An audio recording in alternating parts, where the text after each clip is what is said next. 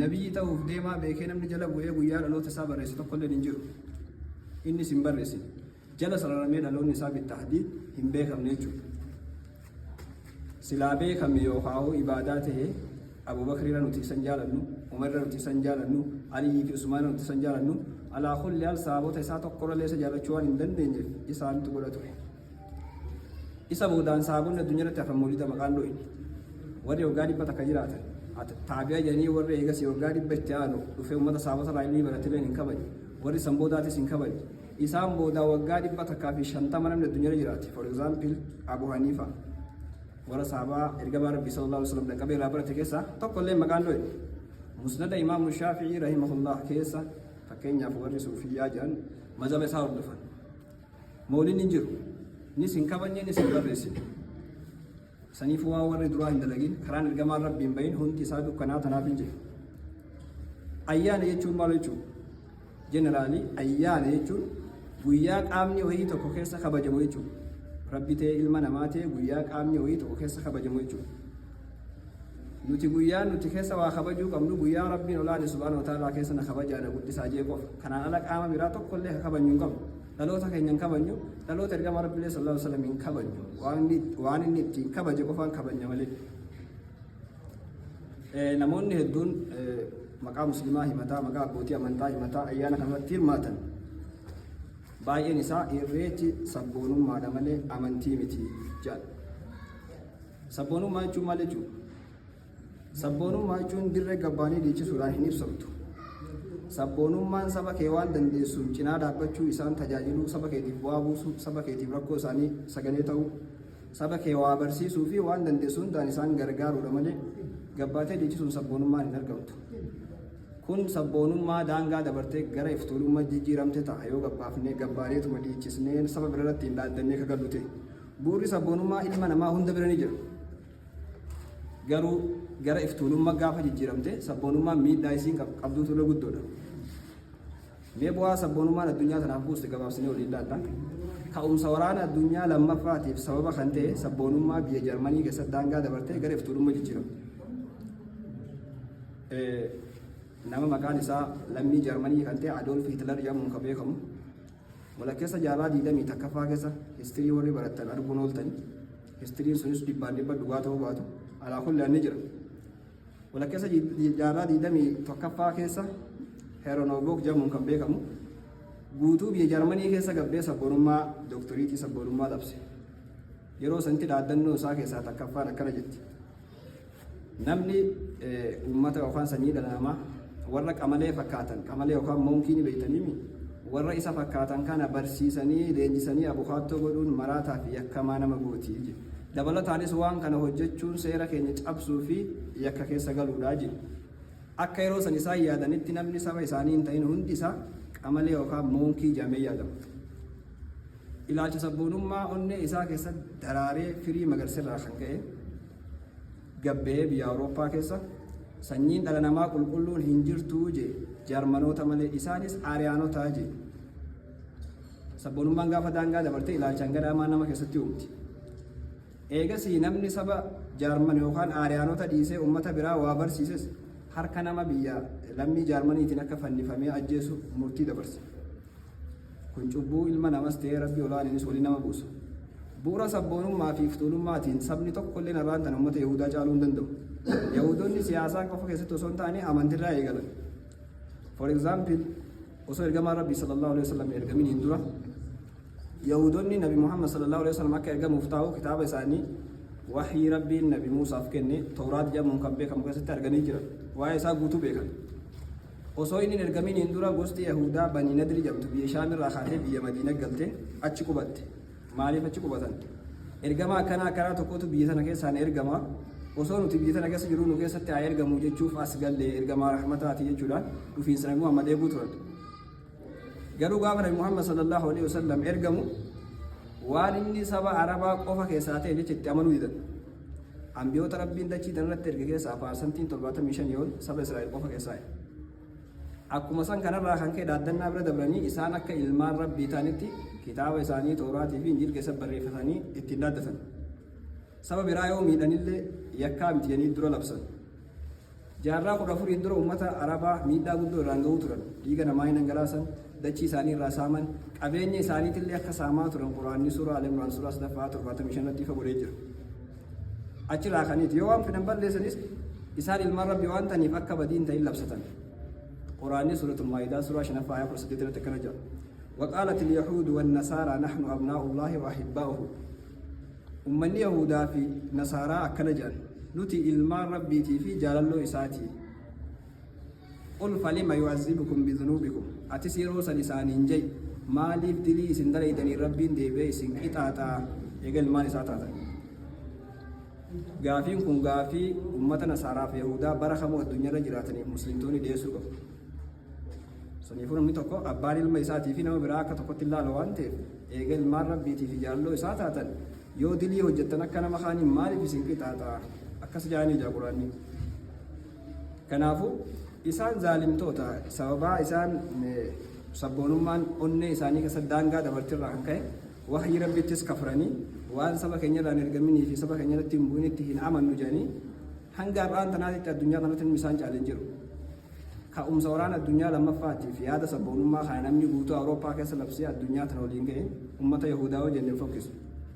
Waa'ee fincila guddaa naazii Jarmanii fi naashistii Xaaliyaanii seenaa yoo odeeffatan ka'umsi waan sanii yaada uummanni Yahudotaa buusirraa ka'e.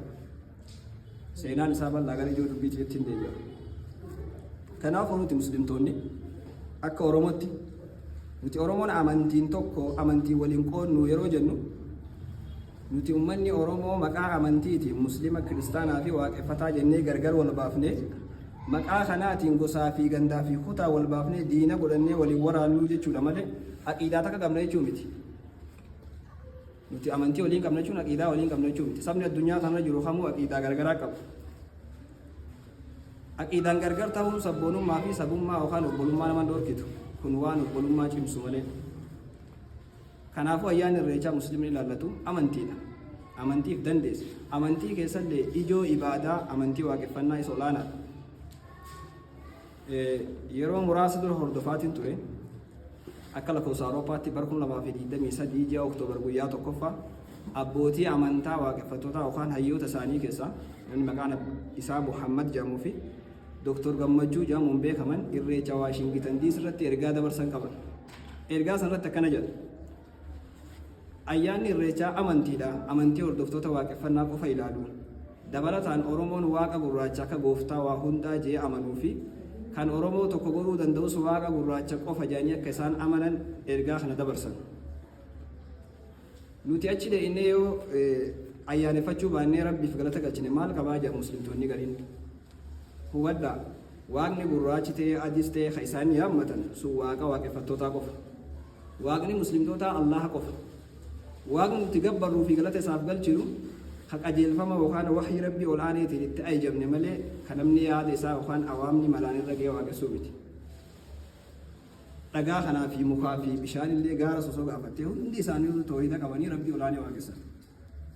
Kanaafuu waaqni nuti waaqessuu qabnu amantii jalqaba rabbiin nabi Aadam irra buusee achirraa hanga asii dhugeesse.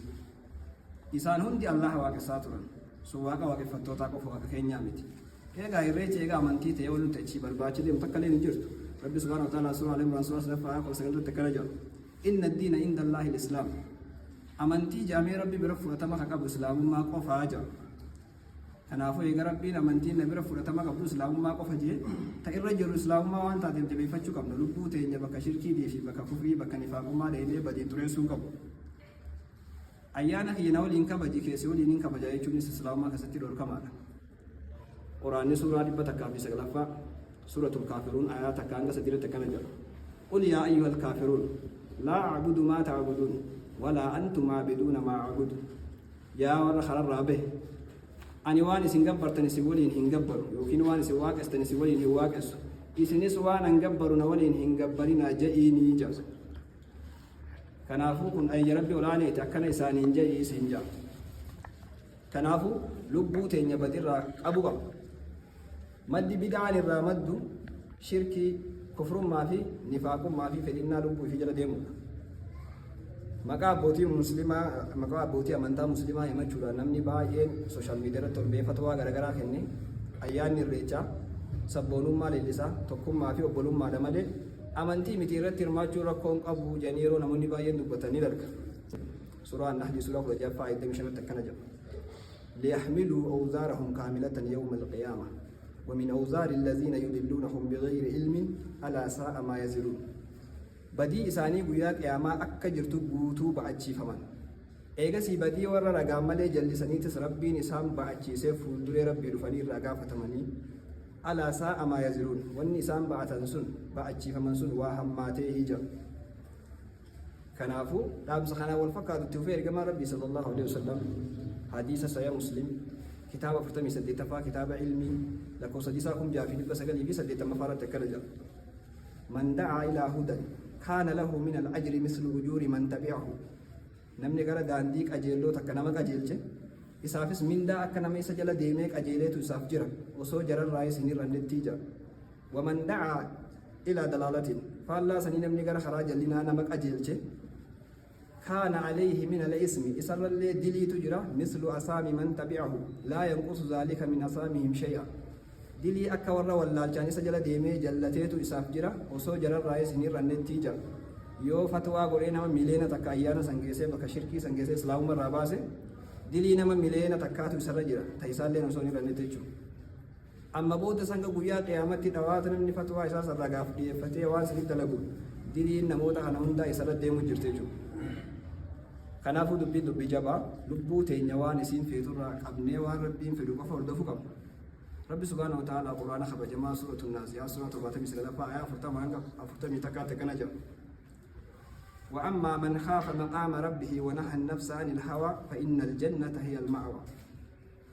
نمني لبو إساء الدنيا تنرتي وان سين في ترى قبي أي ربي ولا نيقف وردفو جنني منك أبسم إساءتي إجا. كنافو لبو تينيبتي راقبو قبل ربي سبحانه وتعالى قرآن كيستي واي نفسية إلى الجسد كهور قدو كل تكاكاتي وني ربي تكاكاتي أكان جبدو له ودا قرآن سورة شمس سورة سقلتمي تكفى آية سقلي في قرآن تكنجر قد أفلح من زكاها وقد خاب من دساها. رقمتي ملكاوي نمني لبو إساء بدي في كفر ما في نفاق ما في تري وانا كرات نهندان تري سرى ولا بيسيبو ديجا. رقمتي ملكاي نمني لبو إسي بدي في شرك الرا ولا بقولي جا كل سيجو وقد خاب من دساها. رقمتي هونغوي نمني لبو إسا بدي في شرك دان توري سيجا. هونغو سيو تاتي هونغو غددو برابرا تجهنمي ملكي سيو تاتي غمچو جنتا جيرينيا برابرا كيسا دوو في ركچو في وانا ددا غدرا ددا مدچو كيسن جيريچو تناو لبو تنجيغو قم. شيخ ابن باز ربي رحمته صافا قول غافل بونجي فتوى ساقه ستكنجي نوتي مسلم توني أيانا برا هاروا بقت سينجي ولين جتشو في خبجوا اللي تيه صحابة أبرجما ربي روان نتيم لفينيف نوفين حي مموجي دبرت النمني وان كان هوجة تسبيدا هوجة ساتي جي أيانا برا هارواتو بقت سينجي جتشو في دينه خبجوا سته إرجما في صحابة روان نونجينيف وان كان هوجة بيد علاجي عالمني قدان الله ما تشيخ آدم تولا ربي رحمة صافا قولي وصلوا بنجروا واي رجلا قافت ميجر ديبسان ساتيس الرجال أمانتي نما إفدان ديا وانتير أشرت هرماتشو شركة هرماتشو لا مسلم نشرت هرماتي إسلام مرة به جرا هاروت شهادة كبتشو كواجي أم فتوى كنو تيجرو غرو فتوى بيفتوني كنا نسني وجرو ركون قدان الدنيا تنام اندرو مدته خرابين سووا سني أنبياء تكماتا مالا كابا كيسة ترجف ilmi namaa rabbii ol aane jiraachuu isaa mirkaneeffachuu dadhabeetii miti rabbii ol aanus gabbaruu dadhabeetii miti rakkoo mudatte maalire ilmi namaa rabbi cinaa qabee makluuqa waaqessuudha. quraana xiinxallee yoo laalle quraanni suuratul israa'ii suuraa 17 aaya 36 akkana jedha ولقد بعثنا في كل أمة رسولا أن اعبدوا الله واجتنبوا الطاغوت. مثل أمتهم دكيسا إرجمتوت إرجنيجر ربي الآن جبروا تكسان أي جنيفي سنما وخان قام ربي الآن على جلو جبروا لسني أكل رافقاتني في جا كان أبو جراج ربي الآن مركني فشو دتبني تسيمتي ربي الآن جبروا دتبني تسيمتي مخلوق وان ربي جنا جبرمو أكن جبرمني هو بتشو دتبني تي كان أبو لبوتني بقول سكمنا بيكاس تي أبوم تفيد وما فيد اللي حافظ الإسلام ما كسرتي خلنا تردوه قبلو رجع حديث القرآن كف وان أسكت سنجر نمتو جباسي عالم وان تبي توجد دايو يجي توجد شو قبل نبي كي جلتمان صلى الله عليه وسلم حديث صحيح البخاري كتاب شنتمي صدفة كتاب صلح لكو سبيساكم لما في إبا جابي سقلتني تبرة تكرجي من أحدث في أمرنا هذا ما ليس فيه فهو رد أمانتي إسلامما تنكسن نمني وانا هاراون تتين أيجين قباسي يفي في سجدتشوس تي نماس توجد چيسي واني سنفرتمان قبض فلاني صدوامتي جيو يابرو أكما كان حديثا سنن ابن ماجه مجلد تقفى كتابة تقفى بقرنا تقفى كتابة اتباع سنة إرقام ربي صلى الله عليه وسلم حديثا لقوس تقرتي ما أمرتكم به فخذوه وانا نتيسن أيدي أبدا وانا نرئيس الدور كله فانتهوا الرافقات جلمي صلى الله عليه وسلم كنافو أيانا جاهل يوما كسا آدان كفا جماعة ري إرى دور كجر الرافقات شو وفاتنا كانوا باس أكان سيدي رسالي عبدين كبار وآخر دعوانا الحمد لله والسلام عليكم ورحمة الله تعالى وبركاته